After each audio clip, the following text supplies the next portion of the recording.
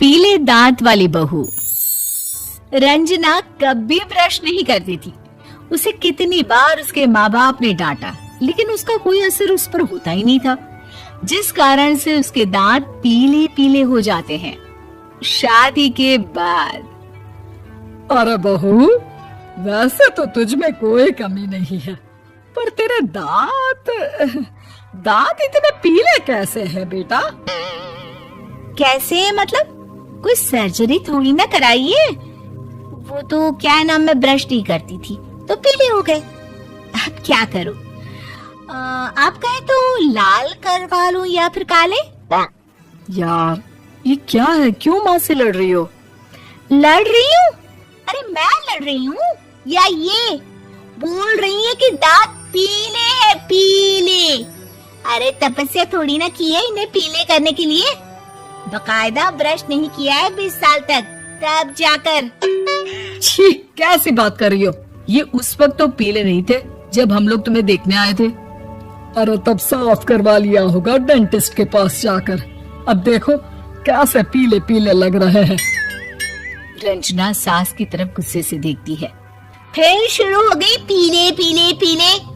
अरे पीले तो तब भी थे जब मेरे हाथ का रसगुल्ला उड़ा उड़ा कर खा रही थी और बोल रही थी, लड़की नहीं गुणों का खजाना दे रहे भाई साहब आप। खैर, अब वो लोग करते भी तो क्या करते, पीले दांत वाली बहू पल्ले पड़ी थी तो झेलना तो था ही। एक दिन कीर्तन में रंजना गाना गा रही थी।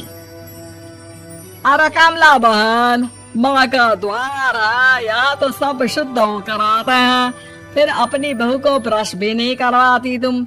दूर से पीले पीले दांत भक्ति में बाधा उत्पन्न कर रहे हैं। अरे कोई 2 साल के बच्ची थोड़ी ना लेकर आई हूँ मैं बहू बनाकर।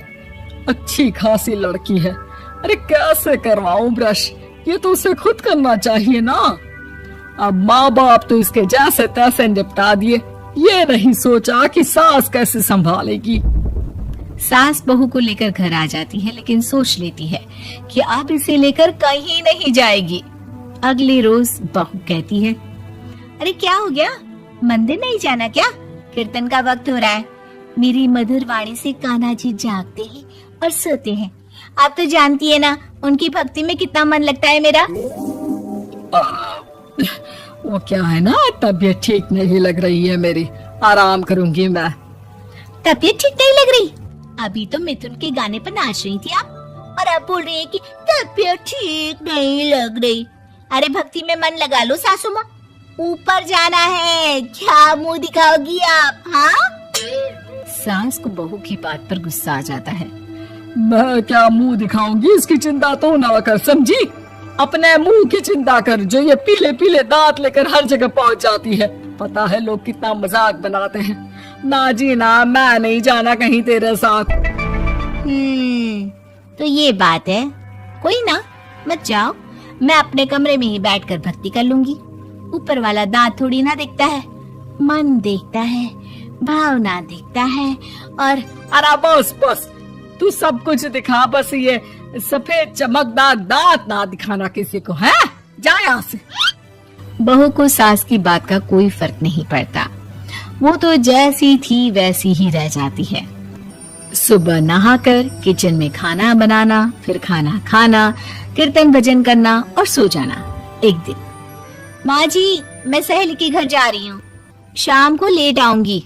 हाँ हाँ, तो जाना, मैंने कौन सा तेरी आरती करनी है घर पर बैठकर।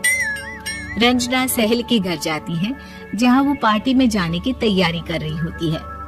अरे शिखा, कहाँ जाने की तैयारी कर रही है? मैं गलत वक्त पर आ गई क्या?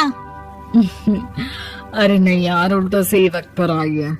मैंने ये साड़ी और ज्वेलरी निकाली है यार, शाम को इनके ऑफिस की एक पार्टी में जाना है। बताना कैसा लग रहा है ये सब?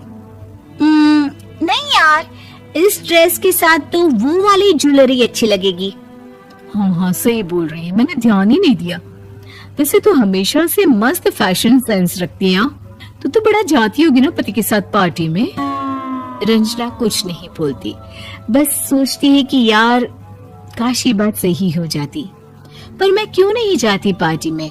क्या इन लोगों की कोई पार्टी होती नहीं होगी? रंजना घर आती है और रात में पति से सवाल करती है, एक बात बताइए, आप मुझे किसी पार्टी में क्यों नहीं ले जाते? क्या आपकी यहाँ ऑफिस में पार्टी नहीं होती? पति बेचारा क्या कहता कि दांत पीले हैं तुम्हारे इसलिए। अरे कोई पार्टी होती नहीं हम लोगों के ऑफिस में, तो कहाँ से लेकर जाऊं? और मार्केट, मॉल, कहीं वीकेंड घूमना, कहीं तो। अरे यार, सारे हफ्ते में एक छुट्टी मिलती है, तो सोचता हूँ कि आराम ही कर लूं। क्यों? रंजना मन मार के रह जाती है। पहले कभी सास के साथ मंदिर जाया करती थी, लेकिन वो भी सास ने ले जाना बंद कर दिया। घर बैठी बैठी रंजना बोर हो जाती है। तभी उसे आइडिया आता है और वो मायके जाने का सोचती है। सासू माँ, 2 दिनों के लिए मम्मी के घर जा रही हूँ। अच्छा ठीक है, आराम से जा। और हाँ, माँ से कुछ अच्छी आदत सीख कर आना कि कैसे शरीर के हर भाग की तरह दांतों की सफाई भी जरूरी होती है, समझी? शुरू हो गई ना आप? वो लोग आपकी तरह नहीं है कि छोटी छोटी बात का बतंगड़ बना दे।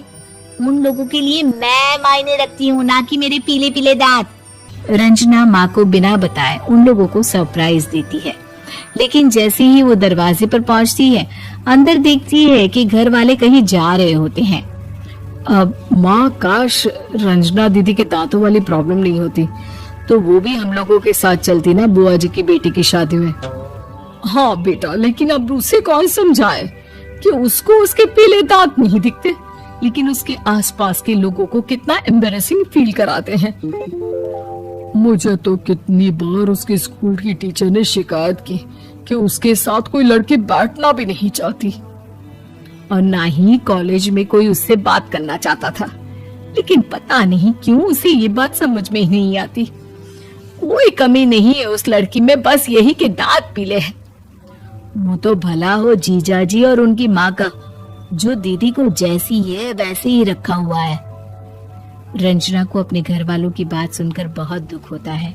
वो सोचती है कि वो क्या करे, लेकिन फिर वो सीधा डेंटिस्ट के पास जाती है, अपने दांत चमकाती है और कसम खाती है कि वो रोज ब्रश करेगी। अरे क्या हो गया?